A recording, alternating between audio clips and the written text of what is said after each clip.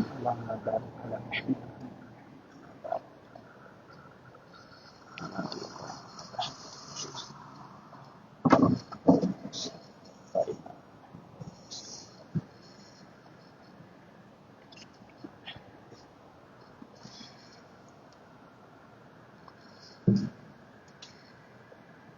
السلام عليكم ورحمة الله وبركاته. إن الحمد لله نحمده ونستعينه ونستغفره ونؤمن به ونتوكل عليه ونعوذ بالله من شرور أنفسنا ومن سيئات أعمالنا. من يهده الله فلا مضل له ومن يضلل فلا هادي له. ونشهد أن لا إله إلا الله وحده لا شريك له، وأشهد أن محمدا عبده ورسوله الذي أرسله بالحق بشيرا ونذيرا وداعيا إلى الله بإذنه وسراجا منيرا. أما بعد، فإن خير الحديث كتاب الله، وخير الهدي هدي محمد صلى الله عليه وسلم، وشر الأمور محدثتها، وكل محدثة بدعة، وكل بدعة ضلالة، وكل ضلالة في النار. أعوذ بالله من الشيطان الرجيم. بسم الله الرحمن الرحيم. يا أيها الناس اتقوا ربكم الذي خلقكم من نفس واحدة وخلق منها زوجها وبث منهما رجالا كثيرا ونساء. واتقوا الله الذي تساءلون به والأرحام، إن الله كان عليكم رقيبا.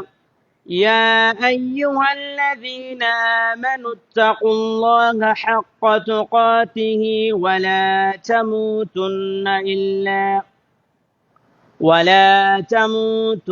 إلا وأنتم مسلمون. يا أيها الذين آمنوا اتقوا الله وقولوا قولا سديدا يصلح لكم أعمالكم ويغفر لكم ذنوبكم، ومن يطع الله ورسوله فقد فاز فوزا عظيما. آمنت بالله.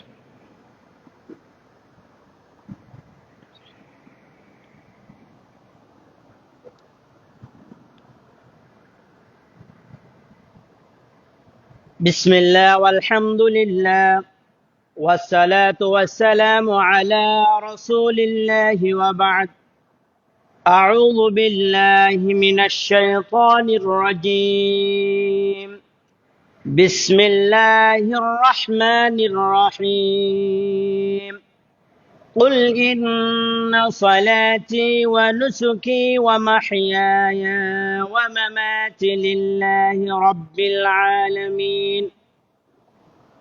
عن أبي هريرة رضي الله تعالى عنه قال: قال النبي صلى الله عليه وسلم: إن الله لا ينظر إلى صوركم وأموالكم ولكن ينظر إلى قلوبكم وأعمالكم. رواه مسلم.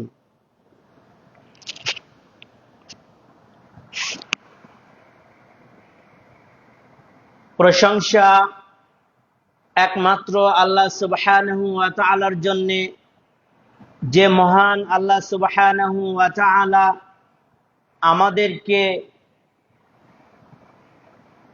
সর্বশ্রেষ্ঠ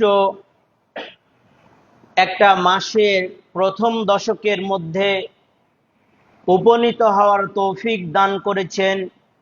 যে মহান আল্লাহ সুবহানাহু ওয়া তাআলা জিলহজ মাসের মতো একটা মাস আমাদেরকে উপহার দিয়েছেন, সেই মহান সত্তার প্রশংসা করি, সকলেই পড়ি আলহামদুলিল্লাহ। দরুদ ও সালাম বর্ষিত হোক আমাদের প্রিয় নবী মুহাম্মদুর রাসূলুল্লাহ, সকলেই পড়ি সাল্লাল্লাহু আলাইহি ওয়াসাল্লাম। সম্মানিত প্রিয় উপস্থিতি, আজকে সংক্ষিপ্তভাবে জিলহজ মাসের গুরুত্ব, ফজিলত সম্পর্কে বিস্তারিত কিছু তথ্য ও তত্ত্ববহুল আলোচনা পেশ করব ইনশাআল্লাহ। আল্লাহ সুবহানাহু ওয়া তাআলা আমাদেরকে সৃষ্টি করে অল্প কিছুদিন, অল্প কিছু বয়স আমাদেরকে আল্লাহ সুবহানাহু ওয়া তাআলা দিয়েছেন। আর এই সংক্ষিপ্ত বয়সে, সংক্ষিপ্ত আয়ু নিয়ে এই পৃথিবীতে এসে যেন অল্প সময়ে বেশি আমল করতে পারি, এই জন্যে অল্প আমলে বেশি কিছু নেকি দিয়ে আল্লাহ সুবহানাহু ওয়া তাআলা আমাদের নেকির পাল্লাটাকে ভারী করে দেওয়ার জন্যে, আমাদেরকে নাজাত পাওয়ার জন্যে এমন কিছু দিন, এমন কিছু রাত, এমন কিছু সময় আল্লাহ রাব্বুল আলামিন আমাদেরকে দান করেছেন। আল্লাহ সুবহানাহু ওয়া তাআলা যেমন ভাবে আমাদেরকে সর্বশ্রেষ্ঠ একটা রাত দিয়েছেন, লাইলাতুল কদরের রাত, যেমন একটা 12টি মাসের মধ্যে একটা মাসকে আল্লাহ সুবহানাহু ওয়া তাআলা উত্তম বলেছেন, যেটি 1000 মাস অপেক্ষা অধিক উত্তম। ঠিক অনুরূপভাবে আল্লাহ সুবহানাহু ওয়া তাআলা জিলহজ মাসের প্রথম দশককে আমাদের মাঝে উপহার হিসেবে দিয়েছেন, যেন এই জিলহজ মাসের 10 তারিখে অল্প আমল করে বেশি নেকি পাই, এই জন্য আল্লাহ সুবহানাহু ওয়া তাআলা আমাদেরকে দিয়েছেন।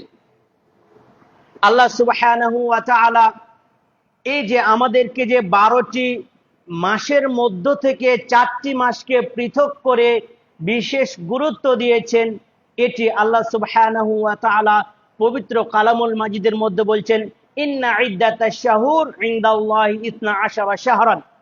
আল্লাহ সুবহানাহু ওয়া তাআলা যেদিন আকাশ এবং জমিন সৃষ্টি করেছেন, সেদিন আল্লাহ সুবহানাহু ওয়া তাআলার এই কিতাবে, অর্থাৎ পবিত্র কোরআনুল মাজিদের মধ্যে তিনি উল্লেখ করে দিয়েছেন, ইন্না ইদ্দাতাশ শাহুর ইনদাল্লাহি 12 শাহরান ফি কিতাবিল্লাহ ইয়াওমা খালাকাস সামাওয়াতি ওয়াল আরদ।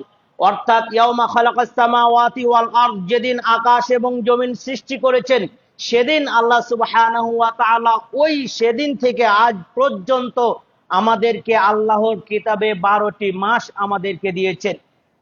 আর এই 12টি মাসের মধ্যে 4টি মাস আমাদেরকে হারাম করেছেন। কেমন ভাবে হারাম করেছেন পরবর্তীতে আসছে।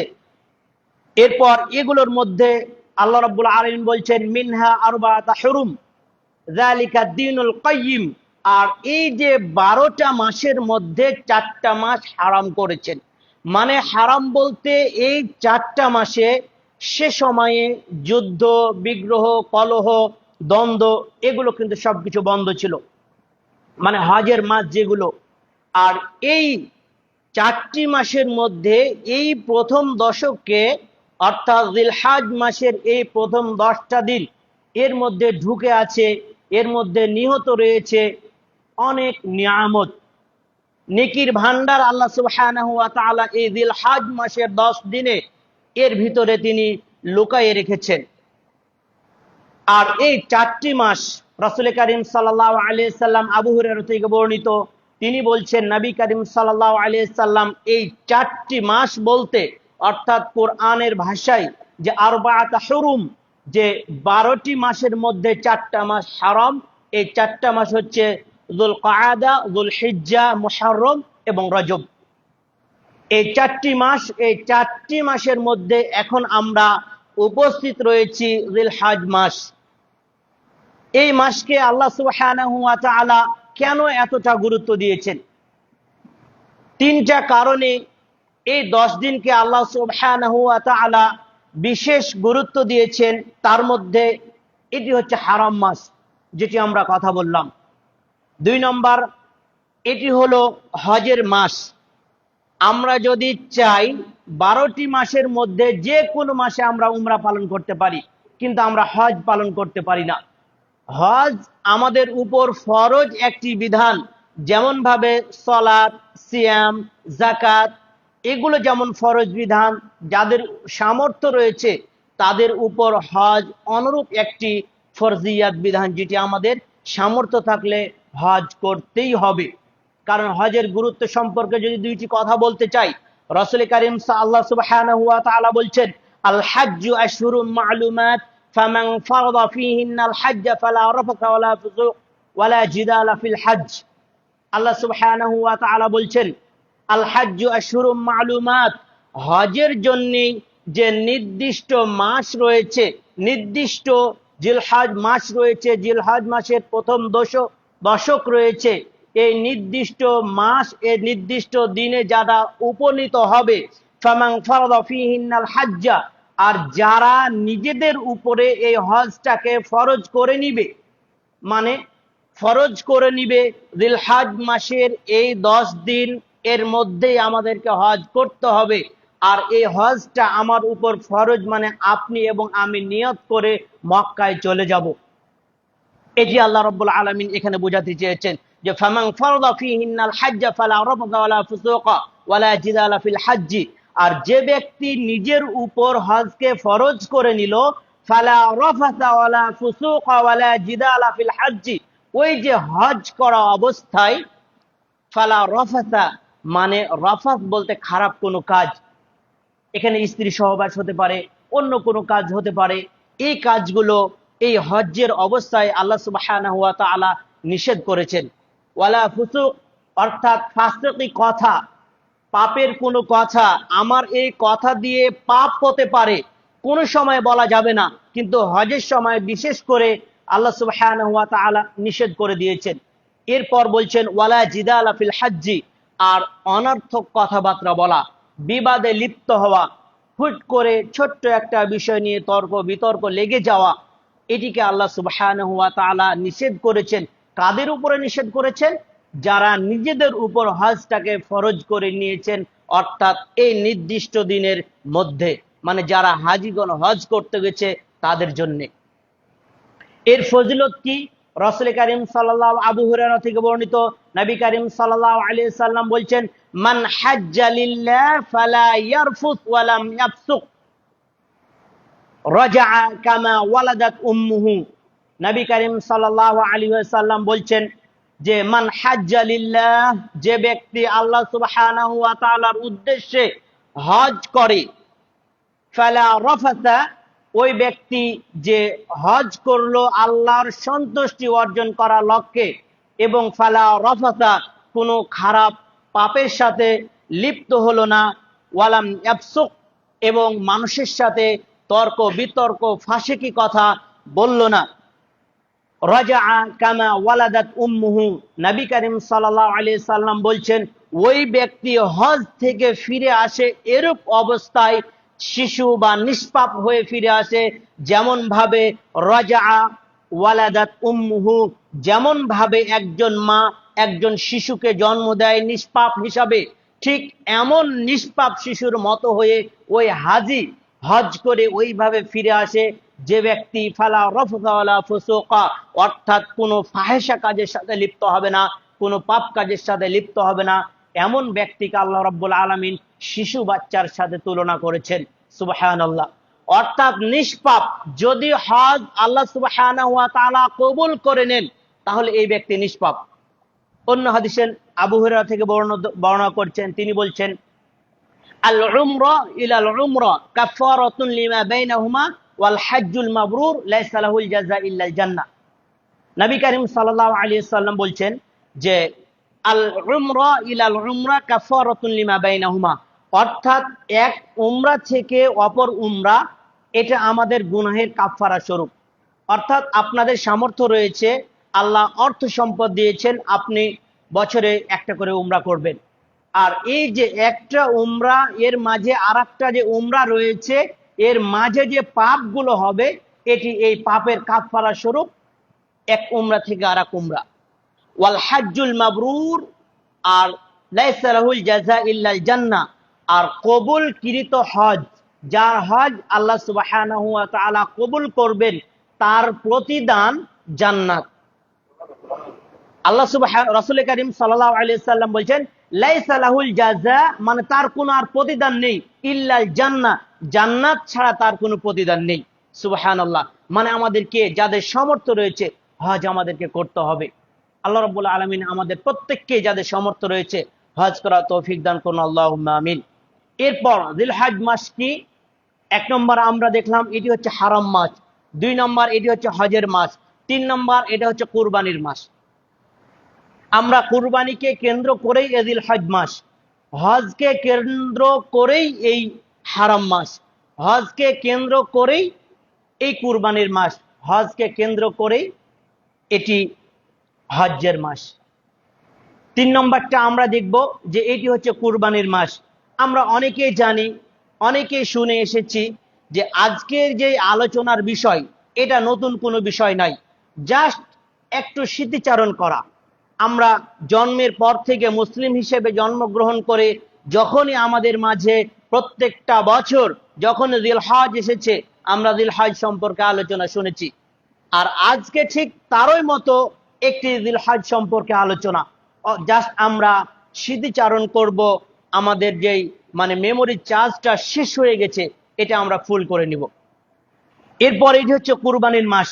আমরা অনেকে জানি, আল্লাহ সুবহানাহু ওয়া তাআলা বলছেন, কুল ইন্না সলাতি ওয়া নুসুকি ওয়া মাহইয়ায়া ওয়া মামাতি লিল্লাহি রাব্বিল আলামিন। হে নবী, আপনি বলে দিন, নিশ্চয় আমার সালাত, ওয়া নুসুকি আমার কুরবানি, জীবন এবং মৃত্যু, লিল্লাহি রাব্বিল আলামিন, সবকিছুই আল্লাহ সুবহানাহু ওয়া তাআলার জন্য। আমাদের জীবন, আমাদের মরণ, আমাদের এই কুরবানি, এগুলো সবকিছুই, এবং সালাত, সবকিছুই আল্লাহ সুবহানাহু ওয়া তাআলাকে রাজি খুশি করার জন্য। কারণ জীবনটা দিয়েছেন আল্লাহ, জীবনটা কেড়ে নিবেন আল্লাহ। মাঝখানে আমাদের এটি একটা পরীক্ষার সময়। আল্লাহ রাব্বুল আলামিন বলছেন, আল্লাহ সুবহানাহু ওয়া তাআলা বলছেন, কুল্লু নাফসিন যায়িকাতুল মাউত ওয়া লা নাবলুওয়ান্নাকুম বিশ-শাররি ওয়াল খায়রি ফিতনা। আমি মানুষকে পৃথিবীতে পাঠিয়েছি ভালো এবং মন্দ দিয়ে পরীক্ষা করার জন্য। অর্থাৎ এই যে মাঝখানে জীবন এবং মৃত্যু, এর মাঝখানে পরীক্ষার সময় আল্লাহ রাব্বুল আলামিন আমাদেরকে পরীক্ষা করার জন্য এই সময়টুকু আমাদেরকে দিয়েছেন। যাই হোক, সেই দিকে যাব না। এরপর আল্লাহ সুবহানাহু ওয়া তাআলা সূরা হজ্জের মধ্যে বলছেন, lan yanalallaha luhumuha wala dima'uha walakin yanaluhu at-taqwa minkum। আল্লাহ সুবহানাহু ওয়া তাআলা বলছেন, lan yanalallaha luhumuha wala dima'uha, যে তিনি আমাদের রক্ত এবং গোশত কিছুই দেখেন না। আমরা গোশত সম্পূর্ণটা কেটে একটা পশু জবাই করে সম্পূর্ণ কিন্তু আমরা বিতরণ করি না। আল্লাহ রাব্বুল আলামিন সেটাও করতে বলেননি। আপনার সামর্থ্য রয়েছে, 2টা কুরবানি দিয়েছেন, একটা বিতরণ করে দেন, সেটা ভিন্ন বিষয়। কিন্তু আল্লাহ রাব্বুল আলামিন বলছেন, লা ইয়ানালাল্লাহু লুহুমুহা ওয়ালা দিমাউহা, আমার কাছে তোমাদের রক্ত এবং গোশত কোনো কিছুই পৌঁছে না। কি পৌঁছে? ওয়ালাকিন ইয়ানালুহু তাকওয়া, আমি তোমাদেরকে তাকওয়াটা দেখি। তোমরা কে কি উদ্দেশ্যে আল্লাহর রাহে কুরবানি করছো? কুরবানি কি? কুরবানি আল কুরবান মা ইয়াতাকাররাবু বিহি ইলাল্লাহি তাআলা। কুরবানি ওই মাধ্যমটাকে বলা হয় যার মাধ্যমে আল্লাহর নৈকট্য লাভ করা যায়। আমরা সকলেই ইব্রাহিম এবং ইসমাইল আলাইহিস সালাতু ওয়াস সালামের আমরা ঘটনা জানি, সে ঘটনার দিকে যাব না। এতটুকু আমরা জেনে রাখি বা জানি যে একটা সন্তান জবাই করার পরিবর্তে একটা পশু আমাদেরকে জবাই করতে হয়। মানে আমার এবং আপনার যে আদরের ছোট্ট শিশু সন্তান রয়েছে, এই শিশু সন্তানকে জবাই করার পরিবর্তে আমাদের এই কুরবানির বিধানটাকে সহজ করে দেওয়া হয়েছে। এটি কিন্তু ছোট্ট একটা বিষয় নয়, অনেক বড় একটা ত্যাগের বিষয়। তো যাই হোক, আল্লাহ সুবহানাহু ওয়া তাআলা এইভাবে আমাদেরকে কুরবানির গুরুত্ব দিয়েছেন। এরপর আল্লাহ সুবহানাহু ওয়া তাআলা বলছেন যে এই কুরবানিটা হলো যে আল্লাহর যে বিধানগুলো রয়েছে, আল্লাহর সন্তুষ্ট অর্জন করার যে সকল মাধ্যমগুলো রয়েছে, এই মাধ্যমগুলোর মধ্যে একটা হলো কুরবানি দেওয়া। কুরবানি করার মাধ্যমে আল্লাহ সুবহানাহু ওয়া তাআলার নৈকট্য লাভ করা যায়, আল্লাহ সুবহানাহু ওয়া তাআলার প্রিয় বান্দা হওয়া যায়, আল্লাহ সুবহানাহু ওয়া তাআলার ভালোবাসা অর্জন করা যায়। এরপর রাসূল কারীম সাল্লাল্লাহু আলাইহি সাল্লাম বলছেন, রাসূল কারীম সাল্লাল্লাহু আলাইহি সাল্লাম এই কুরবানির গুরুত্ব দিতে গিয়ে তিনি বলছেন, মান কানা লাহু সাআ ওয়া লাম ইয়াযহ ফালা ইয়াকরিবান্না ফি মুসাল্লানা, যে ব্যক্তি কুরবানি করার সামর্থ্য রয়েছে এর পরেও সে কুরবানি দিল না, ওই ব্যক্তি যেন আমার ঈদগাহে, আমার মুসাল্লায় না আসে। মানে ওই ব্যক্তির ঈদের সালাত পড়ার দরকার নেই, যার সামর্থ্য থাকার পরেও কুরবানি দিবেন না এমন ব্যক্তির জন্য মসজিদে আসার প্রয়োজন নেই। ফালা ইয়াকরাবান্না ফি মুসাল্লানা, মানে ওই ব্যক্তি মসজিদে আসার প্রয়োজন নেই যার সামর্থ্য রয়েছে অথচ কুরবানি দিল না। মানে কুরবানির একটা গুরুত্ব বোঝানো হয়েছে। আমরা অনেকেই জানি কুরবানির বিধান হলো, এটি হচ্ছে মুআক্কাদা, মানে গুরুত্বপূর্ণ। যাদের সামর্থ্য রয়েছে তাদেরকে এই কুরবানি করতে হবে। তো কুরবানি সম্পর্কে আজকে যদিও আমাদের আলোচনার বিষয় ছিল যে জিলহজ মাস কেন্দ্রিক পুরোপুরি খুতবা, এর মাঝে কুরবানি সম্পর্কে কয়েকটা কথা বলি। রাসূল কারীম সাল্লাল্লাহু আলাইহি সাল্লাম আমাদেরকে কেমন পশু দিয়ে কুরবানি করতে বলেছেন, সংক্ষিপ্তভাবে কয়েকটি কথা। প্রথমে আমাদেরকে আল্লাহ সুবহানাহু ওয়া তাআলার নবী মুহাম্মদুর রাসূলুল্লাহ সাল্লাল্লাহু আলাইহি সাল্লাম যে বিধান দিয়েছেন কুরবানির, এটি হচ্ছে আমাদেরকে নিখুঁত পশু আমাদেরকে জবে করতে হবে, কুরবানি করতে হবে। কেমন নিখুঁত করতে হবে?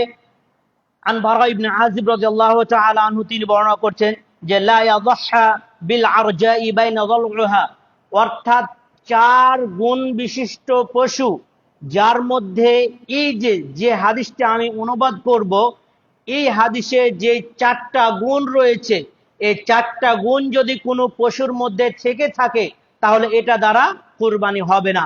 তার মধ্যে প্রথমটি হচ্ছে যে বিল আরজাই বাইনা যালউহা, মানে এমন খোড়া, পশুটা এমন খোড়া যার খোড়ামিটা আমরা স্পষ্ট দেখতে পাই, মানে ন্যাংরা হয়ে গেছে, হাঁটাহাঁটি করছে, আমরা দেখতে পাচ্ছি পশুটা ন্যাংরা হয়ে গেছে, এই পশু দিয়ে কুরবানি হবে না।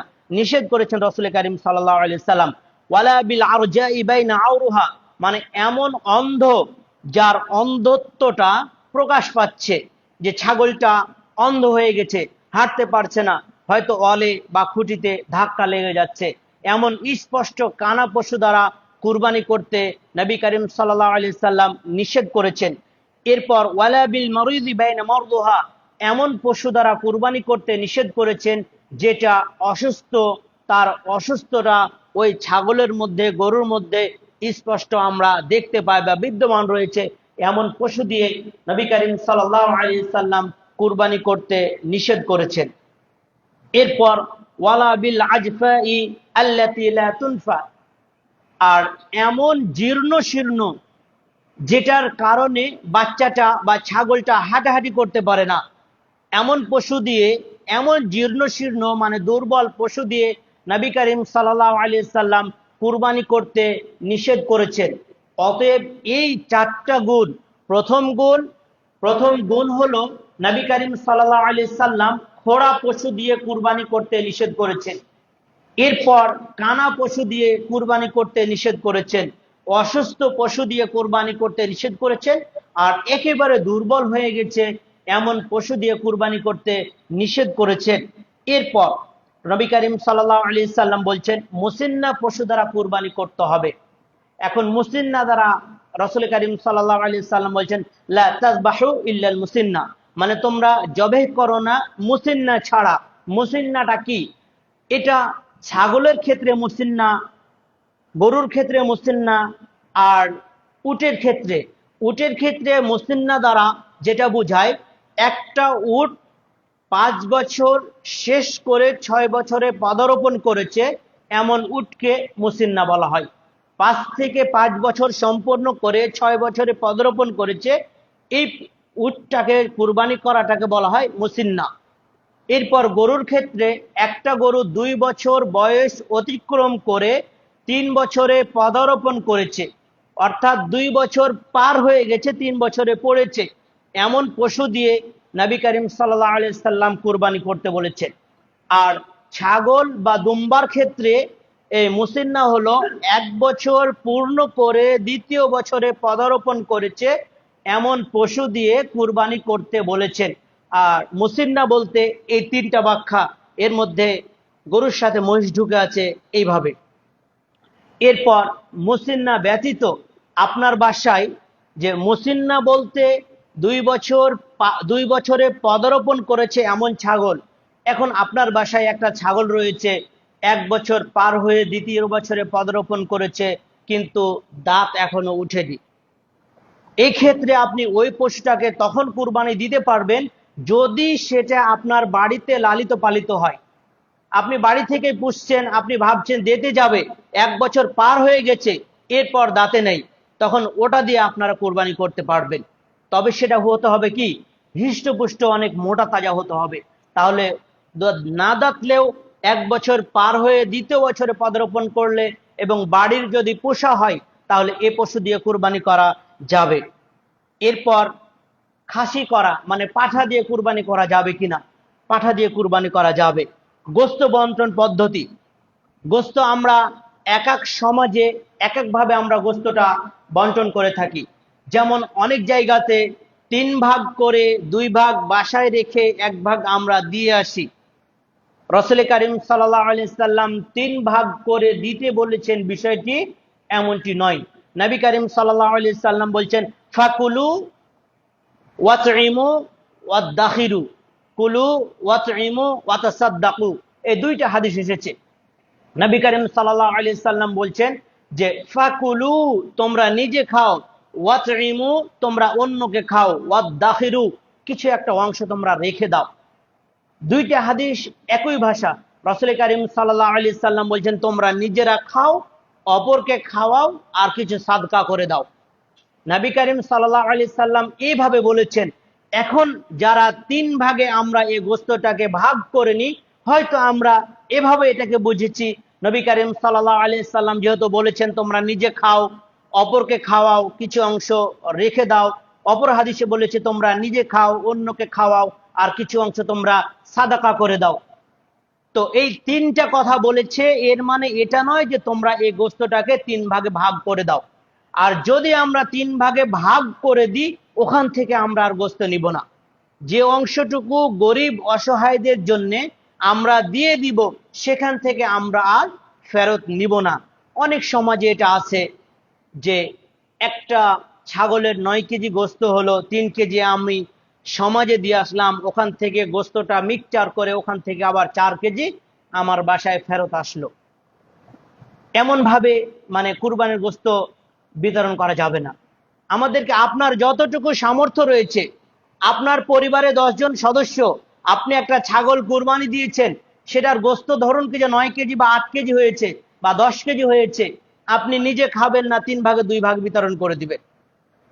আর প্রথমেই আল্লাহ সুবহানাহু ওয়া তাআলা বলছেন ওয়ালাকিন ইয়ানালুহুত তাকওয়া, রক্ত এবং গোস্ত আমার কাছে পৌঁছে না, আমি শুধু তোমার তাকওয়াটা দেখি। আপনি কি উদ্দেশ্যে কুরবানি করছেন? আপনি কি মনে করছেন আমি কুরবানি দিব না, দিচ্ছি এই কারণে যে মানুষ আমাকে কি বলবে, ছেলের বিয়ে হয়েছে, মেয়ের বিয়ে হয়েছে, জামাই বাড়ি আসবে, কি বলবে, কুরবানি সামর্থ্য থাকার পরে দাওনি, যদি এই উদ্দেশ্যে কেউ কুরবানি দিয়ে থাকে তার এটা কুরবানি হবে না। এটা গোস্ত খাওয়া হবে কিন্তু কুরবানি আদায় হবে না। কারণ এই জন্য এটা গোস্ত খাওয়া হবে যে ঈদের সালাতের পূর্বে কেউ যদি পশু জবে করে দেয়, সেটা দ্বারা কুরবানি হবে না। সেটা গোস্ত খাওয়া হবে কিন্তু কুরবানি হবে না। কিন্তু ঈদের সালাতের পরে কেউ যদি আল্লাহর নাম নিয়ে কুরবানি করে, সেটা কুরবানি হবে। তো যাই হোক, আলোচনা অনেক। এরপর আমরা মুসলিমরা দ্বারা কুরবানি করার বিষয়টা বুঝলাম। এরপর গোস্ত বন্টন পদ্ধতি এই সিস্টেমে আমরা বিতরণ করব, নিজে খাবো, আত্মীয় স্বজন এবং গরিব মিসকিনদের মাঝে সেটা বিতরণ করব। এরপর কোরবানির পশুটা অন্যের দ্বারা জবে করা যাবে কি যাবে না? কোরবানির পশু অন্যের দ্বারা জবে করা যাবে এই ব্যাপারে জাবির বিন আব্দুল্লাহ রাদিয়াল্লাহু তাআলা আনহু তিনি যখন কোরবানি দিলেন, কয়েকটা কোরবানি দিলেন, এরপর তিনি একটা দুইটা তিনি নিজে জবে করলেন, আর বাকিগুলো তার অধীনস্থ যেই কর্মচারী ছিল তাদেরকে দিয়ে তিনি এগুলো জবে করালেন। এটা দ্বারা প্রমাণ হয় যে কোরবানি অন্যের দ্বারা কোরবানির পশু জবে করে নেওয়া এবং দেওয়া এটা যাবে। এমনকি অন্য হাদিসে রয়েছে যে যদি কোনো মহিলা মনে করে যে আমি নিজেই কোরবানি করব, সেটাও করতে পারে। এটা অনেক জায়গাতে মসজিদের ইমাম, মসজিদের মুয়াজ্জিন ছাড়া কিন্তু একটা মুরগিও জবাই করে না। কারণ কি মনে করে জানি না, বা পুরুষ মানুষ ছাড়া কিন্তু তারা জবাই করে না। এটা হবে না, যে কেউ সেটা জবাই করতে পারে, সেটা নারী হোক বা পুরুষ হোক। আপনার সাহস রয়েছে একটা মুরগি কাটা বা একটা খাসিকে জবাই করা, আপনি আল্লাহর নাম নিয়ে জবাই করে সেটা খাওয়া যাবে। যদি শিকারী কুকুরকে বিসমিল্লাহ বলে যদি ছেড়ে দেন, এরপর যদি সেই শিকার করে নিয়ে আসে, ওটা যদি খাওয়া যায়, তাহলে একজন মহিলা জবে করলে সেটা কেন খাওয়া যাবে না? অবশ্যই সেটা খাওয়া যাবে।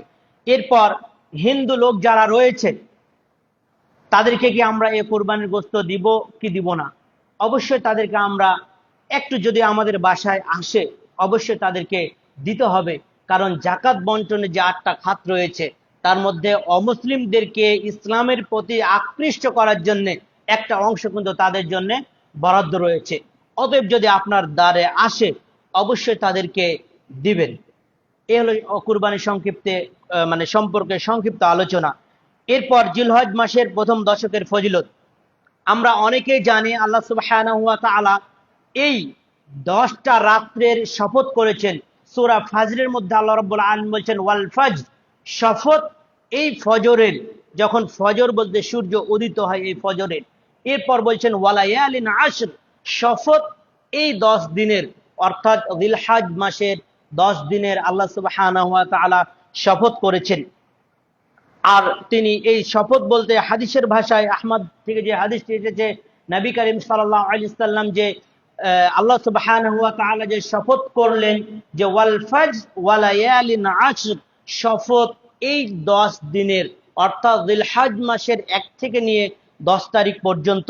আবু হুরায়রা থেকে বর্ণিত, তিনি বলছেন ইন্নাল আশরা আশুল আযহা, অর্থাৎ এই যে ওয়ালায়ালিন আশর, এই যে 10 দিন, 10 দিনের ব্যাখ্যা করছে হাদিসে রাসূল করিম সাল্লাল্লাহু আলাইহি সাল্লাম বলছেন ইন্নাল আশরা আশুল আযহা, আশরা বলতে ঈদুল আযহার দিন, যেদিন আমরা পশু কুরবানি করি। ওয়াল বিত্রি ইয়াউমি আরাফা, আর বেতরের দিন বলতে ওয়াল ফাজর ওয়ালায়ালিন আশর ওয়াশ শাফঈ ওয়াল ওয়াতর, এই বিত্র বলতে আরাফার দিন, অর্থাৎ বিজোড় দিন। ওয়াশ শাফঈ ওয়াল ওয়াতর মানে ওয়াশ শাফঈ ইয়াউমিন নাহার, অর্থাৎ যেদিন আমরা কুরবানি করে থাকি এই দিনকে নবী করিম সাল্লাল্লাহু আলাইহি সাল্লাম এই হাদিসের ভাষায়, অর্থাৎ ইয়াউমুল বিত্র, অর্থাৎ আশরার দিন বলতে আমরা যেদিন ঈদের সালাত আদায় করি এই দিনটিকে বোঝানো হয়েছে। আর বিত্র বলতে আরাফার দিনকে বোঝানো হয়েছে।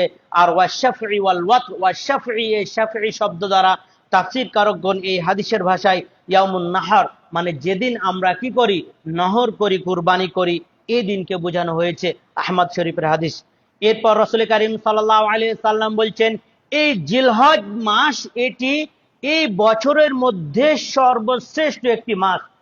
এই হাদিসে রাসূল করিম সাল্লাল্লাহু আলাইহি সাল্লাম বলছেন আন জাবির ইবনে আব্দুল্লাহ রাদিয়াল্লাহু তাআলা আনহু, তিনি বর্ণনা করছেন, সহিহুল জামিতে হাদিসটি এসেছে। তিনি বলছেন আফদালু আইয়ামিদ দুনিয়া ইয়াউমুল আশর, অর্থাৎ দুনিয়ার মধ্যে যতগুলো ফজিলতপূর্ণ দিন রয়েছে, এই সকল দিনের মধ্যে সবচাইতে গুরুত্বপূর্ণ দিন হলো এই পৃথিবীতে যতগুলো দিন দিয়েছেন, দিন বলতে মাস রয়েছে, বছর রয়েছে, সপ্তাহ রয়েছে, দিন রয়েছে, মিনিট, সেকেন্ড রয়েছে, এগুলোর মধ্যে সবচাইতে উত্তম হলো আইয়ামুল আশর, অর্থাৎ জিলহজ মাসের 10 দিন। এটা পৃথিবীর সবচাইতে শ্রেষ্ঠ এই দিনগুলো। অতএব এই দিনগুলোকে আমরা কিভাবে কাটাবো সেটা হচ্ছে হাদিসের ভাষায় আসবে। এরপর 3 নম্বর হলো এই দিনগুলোর আমল আল্লাহর কাছে সবচাইতে প্রিয়।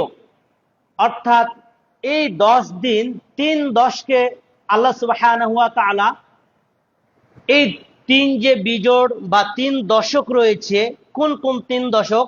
সালফে সালেহিনদের মতে যে 3 দশকের গুরুত্ব রয়েছে। এক দশক হচ্ছে জিলহজ মাসের প্রথম 10 দিন, মুহররম মাসের প্রথম 10 দিন, আর রমজান মাসের শেষ দশক।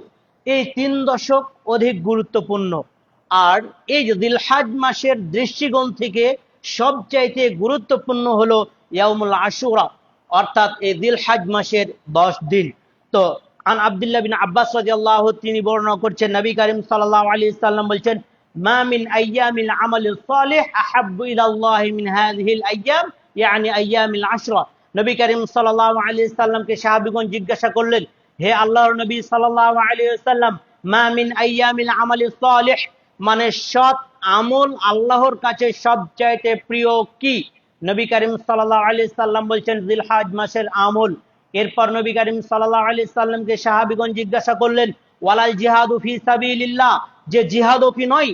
নবী করিম সাল্লাল্লাহু আলাইহি সাল্লাম বলছেন, লা ওয়ালাল জিহাদু ফি সাবিলিল্লাহ, জিহাদও নয়, তবে ইল্লা রাজুলুন খারাজা বিনাফসিহি ওয়া মালিহি ফালাম ইয়ারজা মিন যালিকা বিশাই, তবে ওই ব্যক্তির মতো যে ব্যক্তি জিহাদের উদ্দেশ্যে বাড়ি থেকে বের হয়েছে, জান এবং মাল নিয়ে বাড়ি থেকে বের হয়েছে, আর কোনো কিছু নিয়ে ফিরে আসেনি, এর মতো নয়।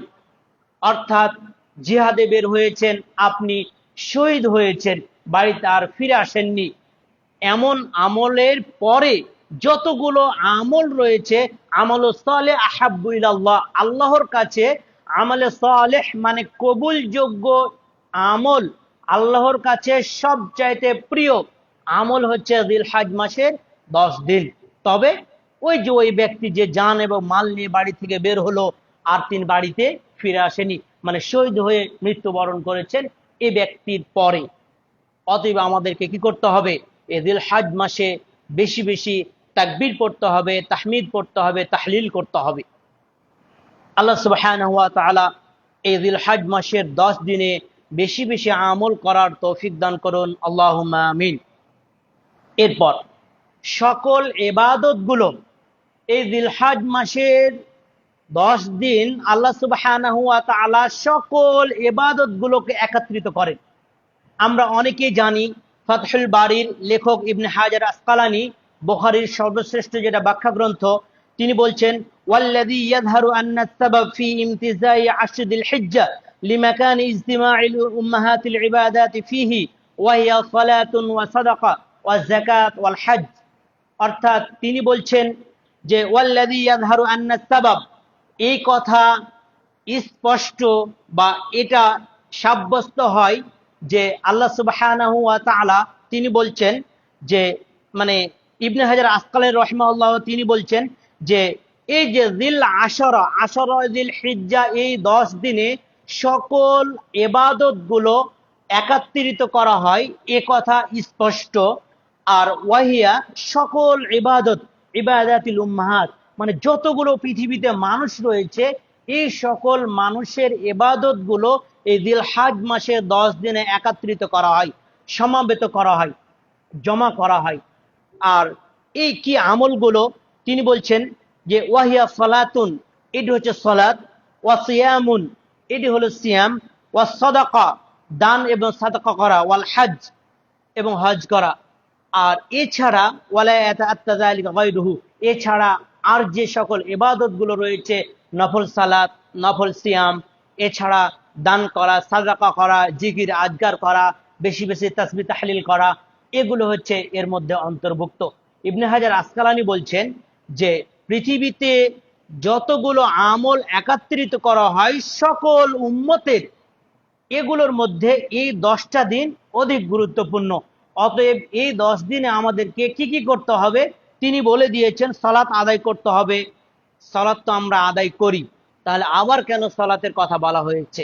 মানে নফল যে সালাতগুলো রয়েছে এর মধ্যে কিয়ামুল লাইল ফরজ সালাতের পরে সর্বোত্তম ফজিলতপূর্ণ সালাত হলো সালাতুল লাইল বা কিয়ামুল লাইল, যেটা আমরা তাহাজ্জুদের সালাত বলি। এই তাহাজ্জুদের সালাত বা আমরা নফল সালাত আমরা বেশি বেশি আদায় করব। এরপর আমরা গরিব অসহায় যারা রয়েছে, মসজিদ মাদ্রাসা যারা রয়েছে, এখানে আমরা দান এবং সাদাকা বেশি বেশি করব। এরপর যাদের সামর্থ্য রয়েছে আমরা তো হজ অবশ্যই করব। এরপর দিনের নিদর্শন সমূহ, অর্থাৎ আজকের আলোচনা হচ্ছে জিলহজ মাসের যে গুরুত্ব রয়েছে। এই জিলহজ মাসে আল্লাহর যে বিধানগুলো রয়েছে, এই বিধানগুলোকে সম্মান প্রদর্শন করার যে সময়গুলো রয়েছে, এই সময়গুলোর মধ্যে জিলহজ মাসের 10 দিন অন্যতম। রাসূল করিম সাল্লাল্লাহু আলাইহি সাল্লাম বলছেন, আল্লাহ সুবহানাহু ওয়া তাআলা সূরা হজ্জের 32 নম্বর আয়াতে বলছেন, যালিকা ওয়া মান ইউআযযিম শাআইরাল্লাহ ফাইন্নাহা মিন তাকওয়াল কুলুব, যে এটা এই জন্য যে আল্লাহ সুবহানাহু ওয়া তাআলার যে নিদর্শন রয়েছে, নির্দেশ রয়েছে, এই নির্দেশ বা নিদর্শন সমূহকে সম্মান যারা আমরা করি। এখন এই আয়াতটা বুঝতে কঠিন হলো, পরবর্তী আরেকটা দলিল আছে, সহজ হয়ে যাবে। যে আল্লাহ সুবহানাহু ওয়া তাআলার এই বিধানগুলোকে সম্মান করার উত্তম একটা সময় হলো জিলহজ মাসের 10 দিন।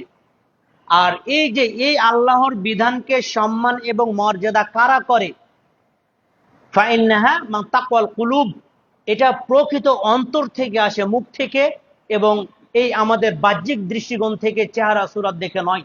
এটি আল্লাহ সুবহানাহু ওয়া তাআলা বলছেন যে আল্লাহর নিদর্শন বা নির্দেশনা বা দিনকে যে সম্মান করা হয়, এই সম্মান করা হয়, সবচেয়ে সম্মান করার গুরুত্বপূর্ণ দিন হলো জিলহজ মাসের এই 10 দিন।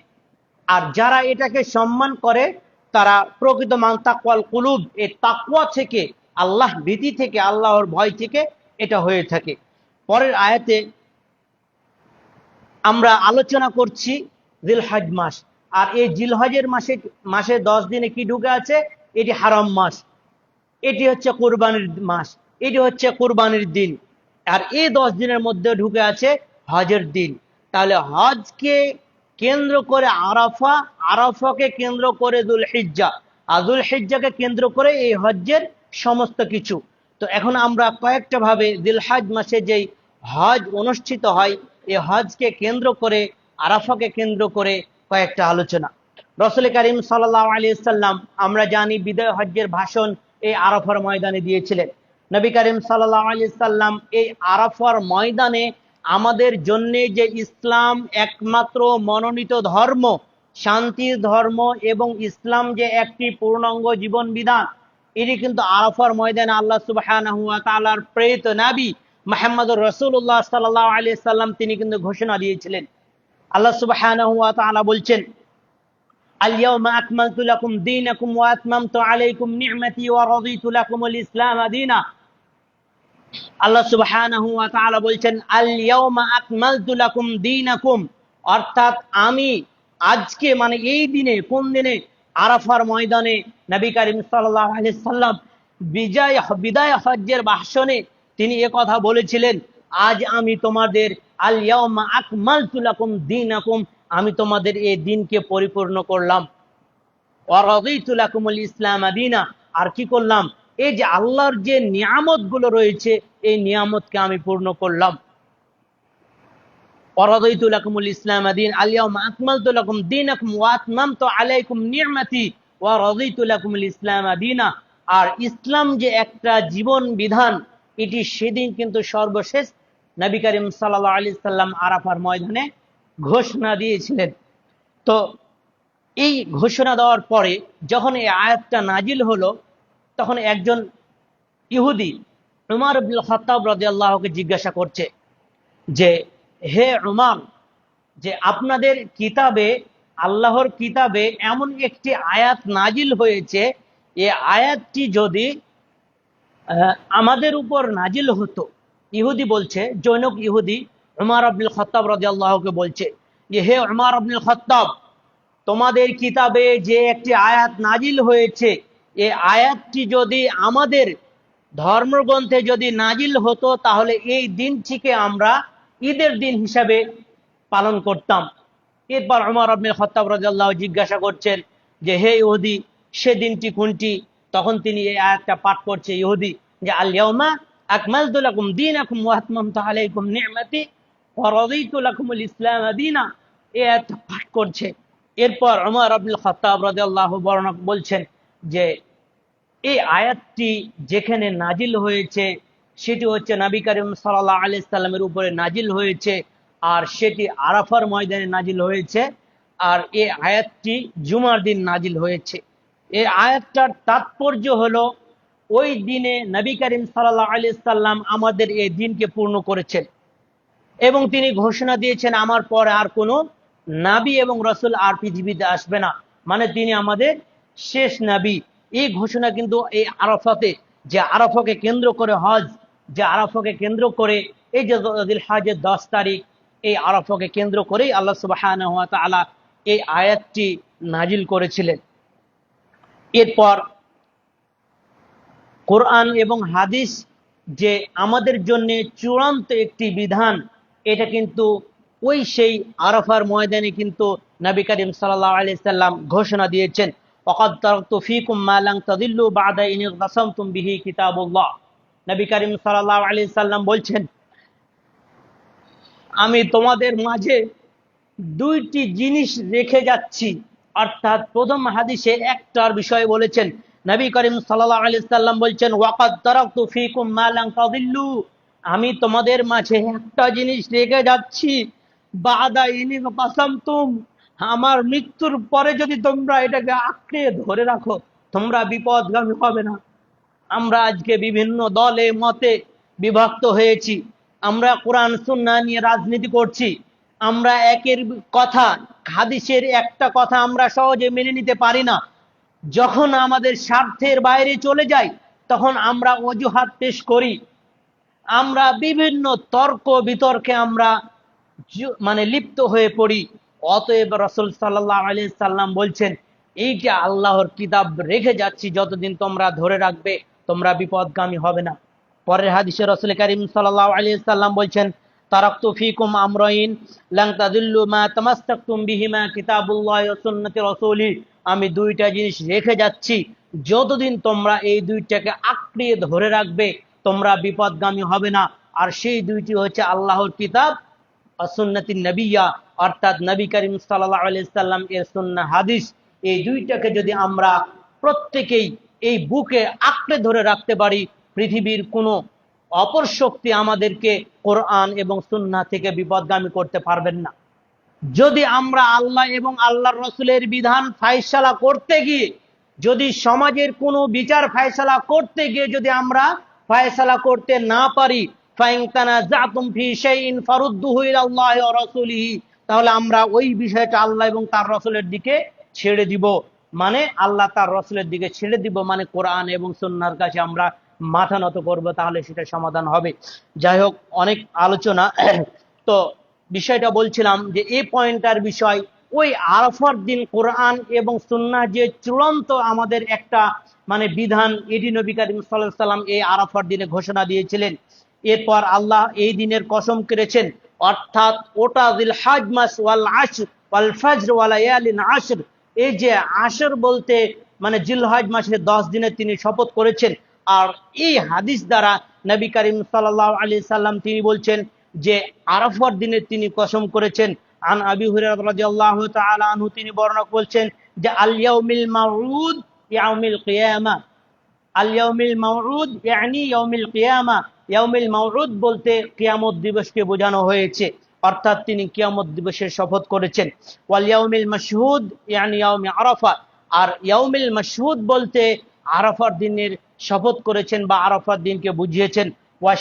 ওয়া শাহিদ, আর শাহিদ বলতে ইয়াউমুল জুমআ, এই যে এই জুমার দিনকে বোঝানো হয়েছে, অর্থাৎ ওই আরাফার দিনের কসম করেছেন আল্লাহ সুবহানাহু ওয়া তাআলা।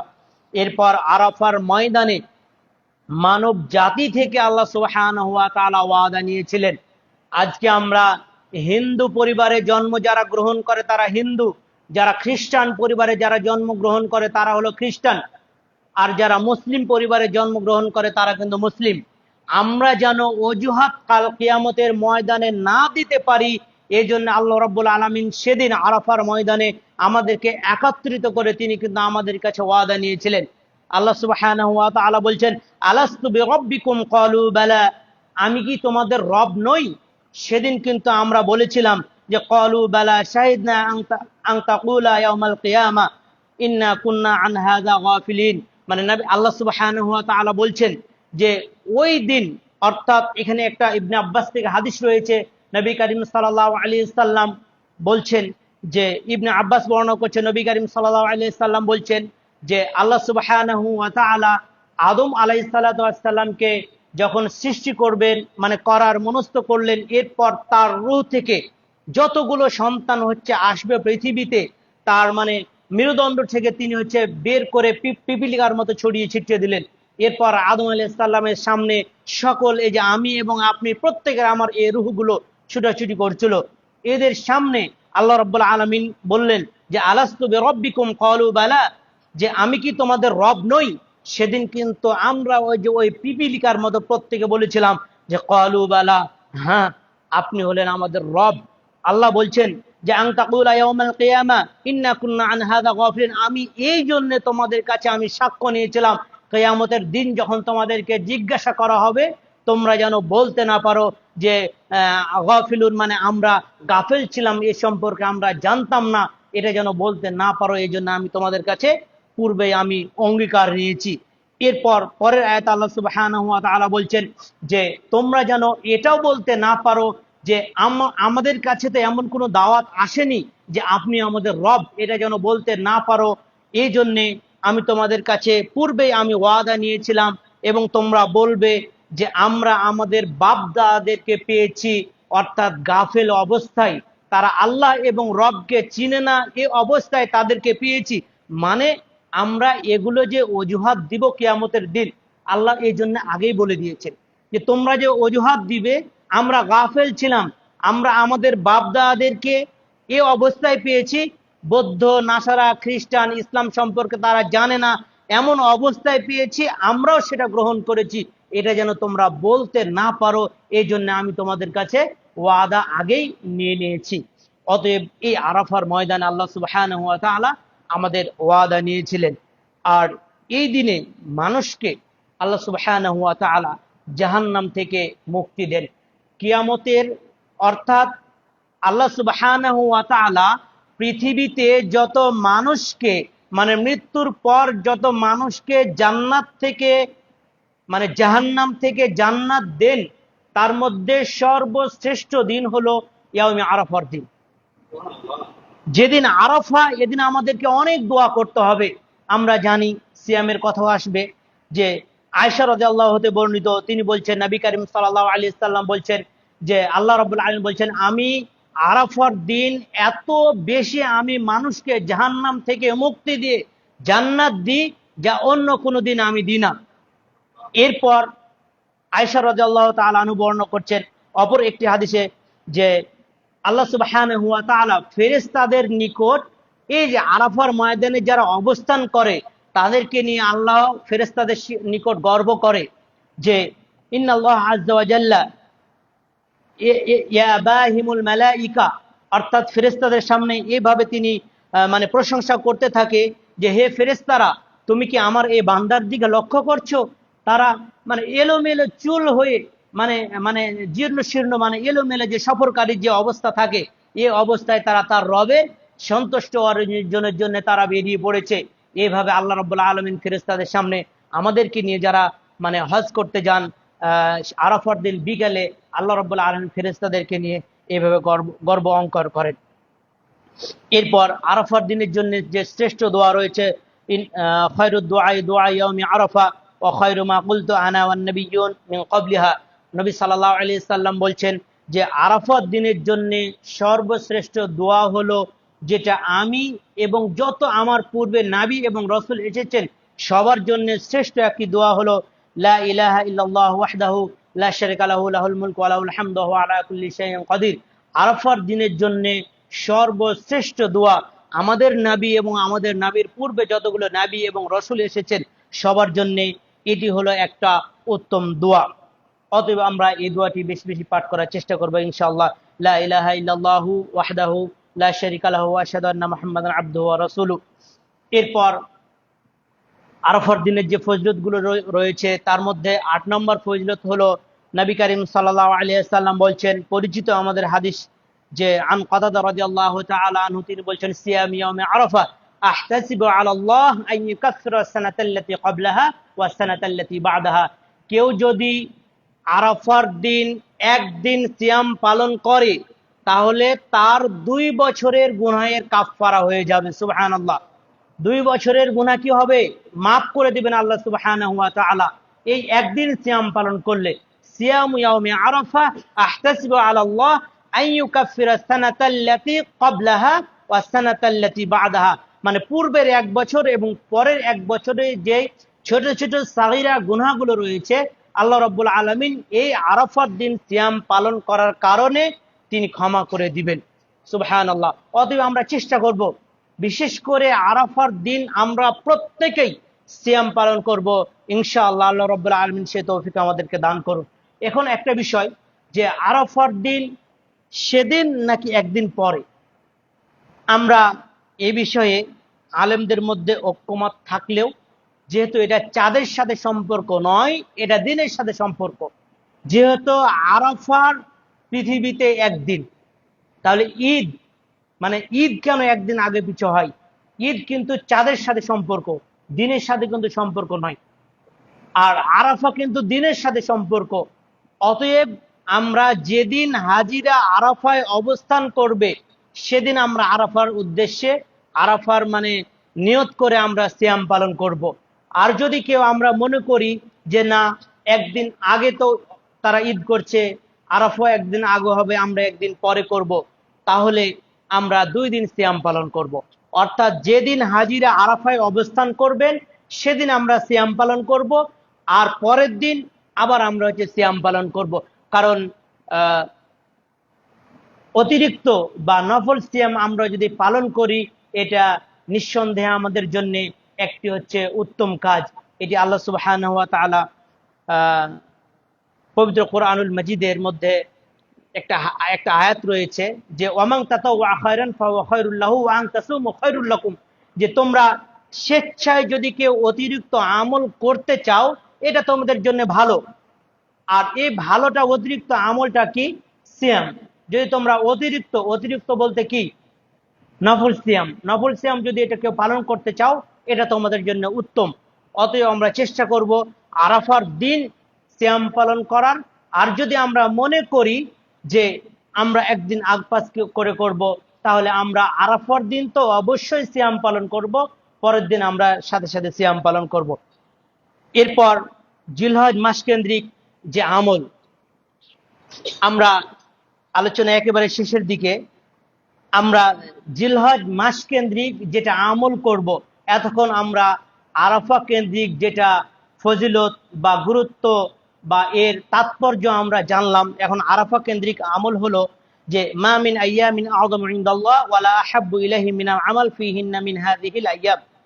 অর্থাৎ এই 10 দিনের কথা হাদিসটা পূর্বে এসেছে, যে আল্লাহর নিকট আওয়াম বলতে অধিক উত্তম আমল হলো এই আশরায়ে যিলহিজ্জা, যুলহিজ্জ মাসে 10 দিনের আমলগুলোর মধ্যে মিনাত তাহলিলি ওয়া তাকবীর ওয়া তাহমিদি, মানে তাহলিল এবং তাকবীর এবং তাহমিদ, অর্থাৎ সুবহানাল্লাহ, আলহামদুলিল্লাহ এবং আল্লাহু আকবার। সুবহানাল্লাহ, আলহামদুলিল্লাহ, আল্লাহু আকবার, এগুলো আমরা বেশি বেশি পাঠ করব। কারণ আমরা জানি যে সুবহানাল্লাহ ছোট্ট একটা বাক্য, আলহামদুলিল্লাহ ছোট্ট একটা বাক্য, এগুলোর গুরুত্ব কতটুকু জানেন? যে নবী করিম সাল্লাল্লাহু আলাইহি ওয়াসাল্লাম বলছেন, আলহামদুলিল্লাহি তামলাউল মিজান ওয়া সুবহানাল্লাহি ওয়াল হামদুলিল্লাহি আও তামলাউ মা বাইনাস সামাওয়াতি ওয়াল আরদ। নবী সাল্লাল্লাহু আলাইহি ওয়াসাল্লাম বলছেন, আলহামদুলিল্লাহি তামলাউল মিজান, আলহামদুলিল্লাহ কাল কিয়ামতের ময়দানে আমাদের নেকির পাল্লাটাকে ভারী করে দিবেন। এই যে আমরা আলহামদুলিল্লাহ বলি না, এই আলহামদুলিল্লাহটা, ওয়া সুবহানাল্লাহি ওয়াল হামদুলিল্লাহি, আর যদি কেউ আমরা সুবহানাল্লাহ এবং আলহামদুলিল্লাহ একসাথে পাঠ করি, তাহলে আও তামলাউ মা বাইনাস সামাওয়াতি ওয়াল আরদ, ওই যে আকাশ এবং এই জমিন এর মাঝে যে ফাঁকা জায়গাটুকু রয়েছে, সুবহানাল্লাহ এবং আলহামদুলিল্লাহ বলার বরকতে আল্লাহ রাব্বুল আলামিন এই ফাঁকা সমপরিমাণ জায়গা নেকি দিয়ে পূর্ণ করে দিবেন। অতএব আমরা কি, এই যে এই হাদিসে এসেছে মিনাত তাহলিলি ওয়া তাকবীরি ওয়া তাহমিদি, তাহমিদ বলতে আল্লাহর প্রশংসা করা, তাকবীর বলতে আল্লাহু আকবার বলা, আর তাহলিল বলতে সুবহানাল্লাহ বলা, মানে আল্লাহর তাসবিহ পাঠ করা। তো অবশ্যই আমরা চেষ্টা করব তাহলিল এবং তাকবীর মানে সুবহানাল্লাহ, আলহামদুলিল্লাহ, আল্লাহু আকবার এগুলো বেশি বেশি করার, পাঠ করা। আল্লাহ রাব্বুল আলামিন সে তৌফিক দান করুন, আল্লাহুম্মা আমিন। এরপর শেষ বিষয় আজকের তাকবীর পাঠ করা। আমরা কখন থেকে তাকবীর পাঠ করব? যেহেতু আমরা জিলহজ মাসে অবস্থান করছি, এটাও একটা বিষয় যে আমরা যে আল্লাহু আকবার লা ইলাহা ইল্লাল্লাহু আল্লাহু আকবার ওয়ালিল্লাহিল হামদ আল্লাহু আকবার কাবীরা আলহামদুলিল্লাহি কাসীরা ওয়া সুবহানাল্লাহি বুকরাতাও ওয়া আসীলা, এই যে আমরা যে তাকবীর পাঠ করব আল্লাহু আকবার, এটা কখন থেকে পাঠ করব? এই ব্যাপারে দুইটা বিষয়, একটা হচ্ছে আম, একটা হচ্ছে খাস। তাকবীর আম্মা বলতে জিলহজ মাসের যেদিন চাঁদ উঠবে তখন থেকে নিয়ে জিলহজ মাসের 13 তারিখ আসরের সালাত পর্যন্ত আমরা তাকবীর পাঠ করব। শেষ করি। এরপর এটি আব্দুল্লাহ ইবনে আব্বাস রাদিয়াল্লাহু তিনি বলছেন যে জিলহজ মাসের প্রথম দিন থেকে, মানে তিনি বলছেন যে জিলহজ মাসের প্রথম থেকে নিয়ে 10 দিন পর্যন্ত, এখানে একটা আয়াত আছে ওয়াযকুরুল্লাহা ফি আইয়ামিন মা'দুদাত, ওয়াযকুরুল্লাহ তোমরা আল্লাহকে স্মরণ করো, ফি আইয়ামিন মা'দুদাত যে নির্দিষ্ট দিনগুলো রয়েছে, নির্দিষ্ট দিন বলতে ইবনে আব্বাস ব্যাখ্যা করছেন যে তাফসিরে যে 1 থেকে নিয়ে 10 দিন পর্যন্ত। আর তিনি বলছেন যে ইবনে উমর এবং আবু হুরায়রা রাদিয়াল্লাহু থেকে মানে তারা বলছেন যে আমরা যখন বাজারে যেতাম, আমরা যখন বাড়ি থেকে কয়েকজন বন্ধু একসাথে বাজারে যেতাম, তখন আমরা তাকবীর পড়তে পড়তে যেতাম। আবার বাজার থেকে যখন ফিরে আসতাম, আমরা তাকবীর পড়তে পড়তে ফিরে আসতাম। এটা হচ্ছে আম তাকবীর। আর খাস তাকবীর হলো যেটা আমাদেরকে বলতে হবে ঈদের, অর্থাৎ জিলহজ মাসের 10 তারিখ থেকে শুরু করে জিলহজ মাসের 13 তারিখ আসর পর্যন্ত আমরা ফরজ সালাতের পরে হোক বা সুন্নাত সালাতের পরে হোক, যে কোনো সময় হোক, রাস্তা দিয়ে হাঁটছেন, চলছেন, ফিরছেন, যে কোনো সময় আমরা তাকবীর পাঠ করব। এটা হচ্ছে খাস তাকবীর। অর্থাৎ আম তাকবীর হলো 1 থেকে নিয়ে 13 তারিখ আসর পর্যন্ত আমরা পাঠ করব। যদি আমরা এটা করব না করব, তবে ই থেকে আমরা ওই জিলহজ মাসের 10 থেকে নিয়ে 13 তারিখ পর্যন্ত আসর পর্যন্ত আমরা সবাই চেষ্টা করব এই মানে তাকবীর পাঠ করার জন্য।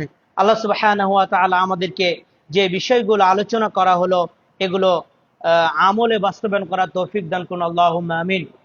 আজকে সংক্ষিপ্তভাবে এটাই ছিল আমাদের বা আজকের এই আলোচনা জিলহজ মাস সম্পর্কে। আল্লাহ সুবহানাহু ওয়া তাআলা এই জিলহজ মাসে আমরা যারা জীবিত রয়েছি, সুস্থ রয়েছি, আমাদেরকে বেশি বেশি ইবাদত বান্দেগি করার তৌফিক দান করুন, আল্লাহুম্মা আমিন। আল্লাহ সুবহানাহু ওয়া তাআলা আমাদের পৃথিবীতে যতদিন আমাদেরকে বাঁচিয়ে রাখবেন, ঈমান এবং আমল সহকারে বেঁচে থাকার তৌফিক দান করুন, আল্লাহুম্মা আমিন। আল্লাহ সুবহানাহু ওয়া তাআলা আমাদের সৎ আমলের বিনিময়ে আমাদের গুনাহগুলো ক্ষমা করে দিন, আল্লাহুম্মা আমিন। আল্লাহ সুবহানাহু ওয়া তাআলা আমাদের মাঝ থেকে যারা হজ করতে গেছে, আল্লাহ রাব্বুল আলামিন প্রত্যেকের মাকবুল হজ বা হজ কবুল করুন, আমরা সে দোয়া করি, আল্লাহুম্মা আমিন।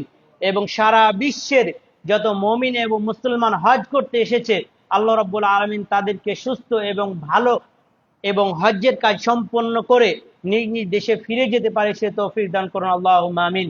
আমাদের মাঝে যারা অসুস্থ রয়েছেন, আল্লাহ রাব্বুল আলামিন তাদেরকে সুস্থতা দান করুন, আল্লাহুম্মা আমিন। যারা অভাবগ্রস্ত এবং ঋণগ্রস্ত রয়েছেন, আল্লাহ রাব্বুল আলামিন আমাদেরকে অভাব এবং ঋণ মুক্ত হওয়ার তৌফিক দান করুন, আল্লাহুম্মা আমিন।